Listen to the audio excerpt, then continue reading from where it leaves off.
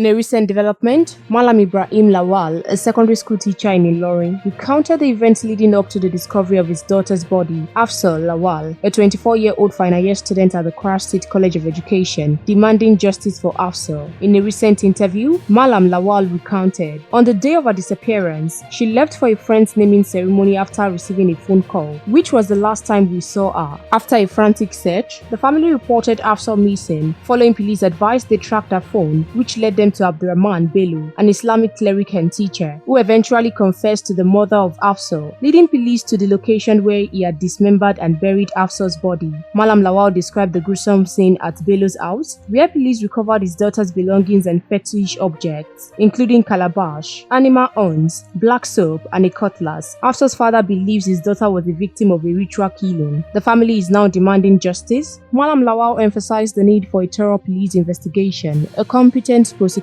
and a full prosecution of all those involved. He expressed his fear that the suspect might have had an accomplice. "We want justice for Afsal Lawal," he stated. "She was a young, promising daughter. If the government fails us, we will seek other ways to find justice for our daughter." He also appealed to the Emir of Ilorin to intervene in the matter, emphasizing the importance of upholding justice in the Islamic city.